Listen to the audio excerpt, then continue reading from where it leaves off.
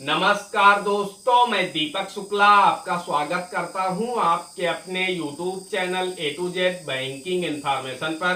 दोस्तों, आज के वीडियो में हम जानकारी देंगे कि आपकी एफडी यानी फिक्स डिपॉजिट पर कटने वाले टीडीएस को आप किस तरह से बचा सकते हैं। जी हां दोस्तों, आज के इस वीडियो में हम आपको एफडी के इंटरेस्ट पर जो आपका 10 और 20% टीडीएस कट जाता है उसको बचाने के हम आपको 3-4 ऐसे तरीके बताने वाले हैं जिससे अगर आपकी एफडी ज्यादा अमाउंट की भी होंगी, जी हाँ 10 लाख, 20 लाख, 25 लाख, 40 लाख की भी एफडी होंगी, तब भी आप अपने एफडी पर कटने वाले टीडीएस को बचा पाएंगे, आपका टीडीएस नहीं कटेगा। साथ ही साथ दोस्तों हम आपको यह भी बताने वाले हैं कि इनकम टैक्स डिपार्टमेंट के द्वारा एक फाइनेंशियल ईयर यानी एक वित्तीय वर्ष के लिए क्या लिमिट निर्धारित की गई है। यानी आप एक वित्तीय वर्ष में यानी 1 अप्रैल से 31 मार्च तक आप कितने रुपए की फिक्स डिपॉजिट यानी एफडी करा सकते हैं ताकि आपको इनकम टैक्स डिपार्टमेंट का नोटिस ना आए। क्योंकि दोस्तों इनकम टैक्स के द्वारा एक लिमिट निर्धारित की गई है, जिस तरह से कैश डिपॉजिट करने की, कैश विड्रॉल करने की लिमिट निर्धारित किया है इनकम टैक्स डिपार्टमेंट ने, उसी तरह से एक फाइनेंशियल ईयर के लिए एफडी बनवाने की भी लिमिट जारी की है। तो अगर आप उस लिमिट को क्रॉस करते हैं तो आपको इनकम टैक्स डिपार्टमेंट का नोटिस मिल सकता है, आपसे जवाब मांगा जा सकता है। तो इसलिए अगर आपको ये डर रहता है कि कहीं हमारे पास इनकम टैक्स डिपार्टमेंट का नोटिस ना जाए, तो उसके लिए आपको लिमिट पता होनी आवश्यक है कि इनकम टैक्स डिपार्टमेंट के द्वारा एफडी बनवाने के लिए क्या लिमिट निर्धारित की गई है। आप एक वित्तीय वर्ष में यानी एक फाइनेंशियल ईयर में कितने रुपए की एफडी करवा सकते हैं ताकि आपको नोटिस ना मिले। आज की वीडियो में हम आपको इन दोनों विषयों पर विस्तार से जानकारी देने वाले हैं। दोस्तों वीडियो में आगे बढ़े आपको दोनों जानकारियां दें कि इनकम टैक्स के द्वारा एफडी बनवाने की क्या लिमिट जारी की गई है और आप अपनी एफडी पर किस तरह से टीडीएस बचा सकते हैं। उससे पहले आप सभी लोगों से मेरी एक छोटी सी रिक्वेस्ट है, वीडियो पसंद आ जाए तो वीडियो को एक लाइक कर देना। चैनल पर नए हैं, पहली बार आए हैं तो चैनल को सब्सक्राइब करके बेल आइकन को प्रेस कर लेना ताकि जैसे हम इस तरह का कोई भी दूसरा वीडियो अपलोड करें तो उसका नोटिफिकेशन आपको सबसे पहले मिले। चलिए शुरू कर लेते हैं। दोस्तों, एफडी पर कटने वाले टीडीएस को बचाने के तरीकों को जानने से पहले यह जान लेना आवश्यक है कि बैंक आपका टीडीएस काटता कब है, क्यों काटता है, कितना काटता है। तो दोस्तों हम आपको बताना चाहते हैं, नॉर्मल सिटीजन के लिए इनकम टैक्स डिपार्टमेंट के द्वारा एक लिमिट तय की गई है, वो है 40,000 रुपए। यानी एक फाइनेंशियल ईयर में, एक वित्त वर्ष में अगर आप इंटरेस्ट इनकम 40,000 रुपए से ज्यादा कमा लेते हैं तो फिर आपका फ्लैट 10% टीडीएस लगेगा अगर आपने अपने बैंक को पैन कार्ड दे रखा है, और अगर आपने पैन कार्ड नहीं दे रखा है तो फिर 20% आपका टीडीएस लगेगा, वो आपकी इंटरेस्ट में लगेगा और ये फ्लैट लगता है। मान लीजिए आपकी एक फाइनेंशियल ईयर में 55,000 रुपए इनकम हो जाती है इंटरेस्ट से एफडी के, तो उस दशा में अगर आपने पैन कार्ड दे रखा है तो 5,500 रुपए का टैक्स लगेगा। वहीं अगर आपने पैन कार्ड नहीं दे रखा है तो 11,000 रुपए का टीडीएस कटेगा आपके खाते से। दोस्तों यही अगर हम सीनियर सिटीजन की बात करें तो सीनियर सिटीजन के लिए यह लिमिट 50,000 रखी गई है। अगर कोई भी सीनियर सिटीजन एक फाइनेंशियल ईयर में 50,000 रुपए से ज्यादा इंटरेस्ट इनकम कमा लेता है तो फिर उसे भी फ्लैट 10% का टीडीएस देना होगा अगर उसने पैन कार्ड बैंक को दे रखा है। अगर पैन कार्ड उसने नहीं दे रखा है तो फिर फ्लैट 20% उसको टीडीएस देना होगा। तो दोस्तों ये लिमिट निर्धारित की गई है इनकम टैक्स डिपार्टमेंट के द्वारा कि अगर आप एक वित्त वर्ष में 40,000 रुपए इनकम कमा लेते हैं, नॉर्मल सिटीजन है इंटरेस्ट इनकम से, तो आप यहाँ पर बच जाएंगे। लेकिन 40 से ऊपर अगर आप कमा रहे हैं तो फिर आपका टीडीएस कट जाएगा। और दूसरी चीज वही है सीनियर सिटीजन के लिए, उनके लिए यह लिमिट 50,000 रखी गई है। अब दोस्तों हम बात कर लेते हैं कि किन तरीकों से आप इस अमाउंट को बचा सकते हैं, क्योंकि बहुत सारे लोग हैं जिनका लाखों रुपए की इंटरेस्ट इनकम होती है वार्षिक, तो वो लोग किस तरह से अपना टीडीएस बचाते हैं, आप लोग भी किस तरह से अपनी जो टीडीएस है उसे बचा सकते हैं। तो दोस्तों यहाँ पर आपको दिमाग लगाने की आवश्यकता है। पहली चीज तो दोस्तों ये है कि आपको एफडी उतने अमाउंट की करानी है जितने में आपकी जो इंटरेस्ट इनकम है वो 40,000 रुपए को क्रॉस ना करे। अगर आप नॉर्मल सिटीजन है यानी आपका एक फाइनेंशियल ईयर का जो इंटरेस्ट बने वो आपका 40,000 रुपए को क्रॉस ना करे। अगर आपका इंटरेस्ट 40,000 रुपए को क्रॉस करेगा तो फिर टीडीएस लगेगा। आप सीनियर सिटीजन है तो फिर आपका जो इंटरेस्ट है वो 50,000 रुपए को एक फाइनेंशियल ईयर में क्रॉस ना करे। इस चीज का आपको ध्यान रखना है, ये आपको कैलकुलेट करना है, देखना है कि आपका बैंक आपकी एफडी पर कितने % इंटरेस्ट दे रहा है और आपका वर्ष में आपने कितने अमाउंट की एफडी करा रखी है, तो आपका पूरे वर्ष में कितने रुपए इंटरेस्ट हो जाएगा।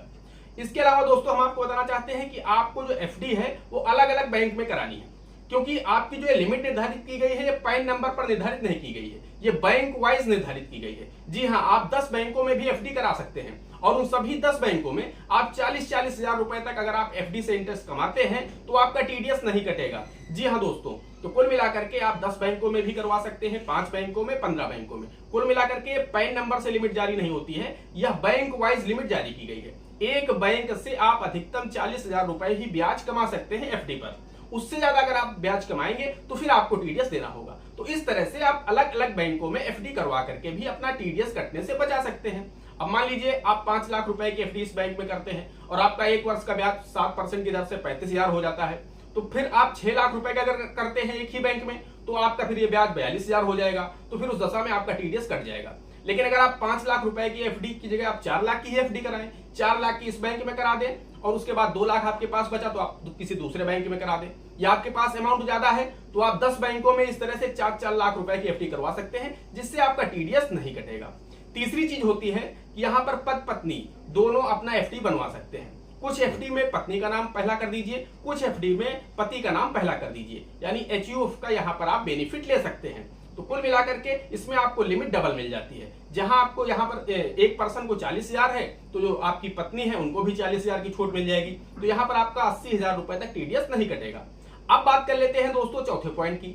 दोस्तों चौथा पॉइंट ये है कि आप अपनी एफडी को फाइनेंशियल ईयर के मिड में कराएं। यानी मान लीजिए अगर आप सितंबर अक्टूबर के महीने में एफडी कराते हैं तो आपका जो ब्याज होगा वो 2 फाइनेंशियल ईयर में बढ़ जाएगा। इससे यहाँ पर आपको बेनिफिट मिल जाएगा, क्योंकि अगर आपकी एफडी का ब्याज 50,000 रुपए हो रहा है एक फाइनेंशियल ईयर में, तो आपका जो ब्याज होगा ये आधा आ जाएगा इस फाइनेंशियल ईयर में और आधा जाएगा अगले फाइनेंशियल ईयर में। तो इससे आपको यहाँ पर बेनिफिट मिल जाएगा, यानी आपका ब्याज एक फाइनेंशियल ईयर में 25,000 आएगा, अगले फाइनेंशियल ईयर में भी आपका 25,000 चला जाएगा, जिससे आपकी लिमिट क्रॉस नहीं होगी। तो इस तरह से भी आप बचा सकते हैं।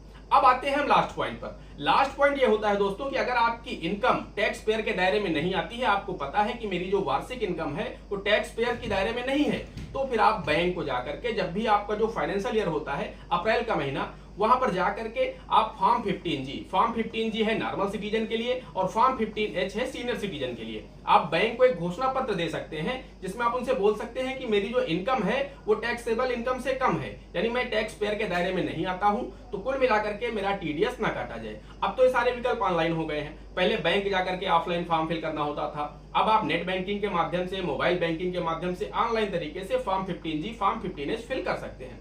अगर हम इस फाइनेंशियल ईयर की बात करें तो अभी भी कुछ बैंक यहाँ पर form 15G form 15H online तरीके से स्वीकार कर रहे हैं। तो अगर अभी तक आपने नहीं भरा है तो घोषणा पत्र बैंक को दे दीजिए कि मेरी जो इनकम है वो टैक्सेबल इनकम से कम है, इसलिए मेरा टीडीएस ना काटा जाए। अब हम बात कर लेते हैं अगर किन्हीं कारणों से आप चूक जाते हैं, ये जो भी मैंने तरीके आपको बताए इन तरीकों को आप नहीं यूज कर पाते हैं और आपका टीडीएस कट जाता है, क्योंकि ज्यादातर केसेस में आप लोगों को पता होगा जब आप एफडी कराते हैं तो उसमें आपको कुछ दूसरा अमाउंट बताया जाता है, उसके बाद जब आपकी मैच्योरिटी आती है आपके सेविंग अकाउंट में तो अमाउंट कुछ कम आता है। आपको लगता है बैंक ने दिया है तो सही अमाउंट होगा, बैंक क्यों काटेगा, लेकिन उसमें आपका टीडीएस डिडक्ट हो जाता है 10%। तो उस दशा में अगर आपका टीडीएस डिडक्ट हो जाता है और आपको पता है कि मैं यहाँ पर टैक्स पेयर के दायरे में नहीं हूं, मेरी इनकम टैक्सेबल इनकम से कम है, उस दशा में आप आईटीआर फाइल करके आप उनसे अपना टीडीएस रिफंड ले सकते हैं। जी हाँ दोस्तों, जब आप आईटीआर फाइल करेंगे आप अपनी इनकम दिखाएंगे कि मेरी इनकम 5 लाख रुपए से कम है और उसके बाद भी मेरा टीडीएस काटा गया है, तो उस दशा में इनकम टैक्स डिपार्टमेंट आपका टीडीएस रिफंड कर देगा। अब हम बात कर लेते हैं कि एक फाइनेंशियल ईयर में आप कितने रुपए की एफडी करा सकते हैं, इनकम टैक्स डिपार्टमेंट के द्वारा क्या लिमिट निर्धारित की गई है। तो दोस्तों हम आपको बताना चाहते हैं कि आपका अगर पैसा सेविंग अकाउंट में पड़ा हुआ है तो आप कितने रुपए की भी एफडी करा लें, कोई भी दिक्कत नहीं है। लेकिन अगर आप कैश डिपॉजिट करके एफडी कराते हैं तो उसकी लिमिट 10 लाख रुपए इनकम टैक्स डिपार्टमेंट के द्वारा निर्धारित की गई है। अगर आप एक फाइनेंशियल ईयर में 10 लाख रुपए से ज्यादा की एफडी कैश डिपॉजिट करके कराते हैं, उस दशा में आपको इनकम टैक्स डिपार्टमेंट का नोटिस मिल सकता है, आपसे जवाब मांगा जा सकता है कैश आपको कहां से मिला। और आप अगर आईटीआर फाइल नहीं करते हैं तब, अगर आप आईटीआर फाइल करते हैं तो फिर आप ज्यादा अमाउंट की भी एफडी कैश डिपॉजिट करके करा सकते हैं, कोई भी दिक्कत नहीं है, क्योंकि आप आईटीआर में खुद ही जानकारी दे रहे हैं कि आपने कितने रुपए की एफडी कराई है, कितना आपके पास कैश है, कितना आपके पास ऑनलाइन ट्रांजैक्शन होता है, कितनी आपकी वार्षिक इनकम रही है, सारी डिटेल आप खुद ही आईटीआर में इनकम टैक्स डिपार्टमेंट को दे चुके होंगे। तो उस दशा में इनकम टैक्स डिपार्टमेंट आपको नोटिस नहीं भेजेगा। लेकिन अगर आप कभी भी आईटीआर फाइल नहीं करते हैं, उसके साथ आप एफडी धड़ाधड़ किए जा रहे हैं, तो अगर आप कैश डिपॉजिट करके एक फाइनेंशियल ईयर में 10 लाख रुपए से ज्यादा की एफडी करते हैं तो फिर आपको इनकम टैक्स डिपार्टमेंट का नोटिस मिल सकता है। और अगर आप एक्सप्लेन नहीं कर पाए, आपका कैश अनएक्सप्लेन में चला गया, तो उस दशा में आपके ऊपर 300% तक की पेनाल्टी लग सकती है, जो कि बहुत ही हैवी होती है। इसके साथ ही दोस्तों हम आपको बताना चाहते हैं कि अगर आपकी मान लीजिए आपने 5 लाख रुपए की एफडी इस फाइनेंशियल ईयर में करा रखी है कैश डिपॉजिट करके, उसके बाद आपकी कोई ऐसी एफडी है जो कि 7 लाख रुपए की है और वो मैच्योर हो रही इसी फाइनेंशियल ईयर में, उसके बाद आप उसे मैच्योर होने देते हैं, पैसा आप अपने सेविंग अकाउंट में ले लेते हैं और फिर से आप उसी अमाउंट की फिर से आप एफडी करवा देते हैं। उस दशा में क्या होगा कि 7 लाख रुपए की आपने एफडी वो करवाई जो पैसा मैच्योर होके आया सेविंग अकाउंट में, और 5 लाख रुपए की आपने कैश डिपॉजिट करके कराई, तो दोनों को जोड़ करके अमाउंट हो जाता है 12 लाख रुपए।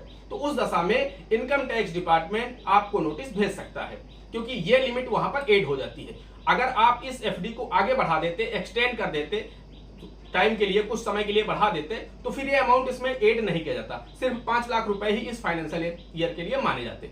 तो इस चीज का आपको ध्यान रखना। अगर आपकी कोई एफडी चल रही है, आपने कैश डिपॉजिट करके उस फाइनेंशियल ईयर में एफडी कराई है और उसके साथ ही साथ आपकी कोई एफडी पहले से जो चल रही है वो मैच्योर हो रही है उसी फाइनेंशियल ईयर में, तो या तो तोड़ करके पैसा आप सेविंग में ले लीजिए, आप उसको एफडी मत कराइए उस फाइनेंशियल ईयर में, या फिर आप उसे एक्सटेंड कर दीजिए, बढ़ा दीजिए कुछ समय के लिए। जिस फाइनेंशियल ईयर में आप कैश डिपॉजिट करके एफडी नहीं करा रहे हैं उस फाइनेंशियल ईयर में आप उसको सेविंग में ले लीजिए और उसके बाद फिर से आप उसकी एक नई एफडी बनवा दीजिए। इससे आप यहां पर बच जाएंगे, आप लिमिट को क्रॉस नहीं करेंगे। लेकिन अगर आप लिमिट को क्रॉस करते हैं तो फिर आपको इनकम टैक्स डिपार्टमेंट का नोटिस मिल सकता है और इनकम टैक्स डिपार्टमेंट आपसे जवाब मांग सकता है, आपके ऊपर पेनल्टी भी इंपोज कर सकता है। दोस्तों आशा करते हैं वीडियो पसंद आया होगा।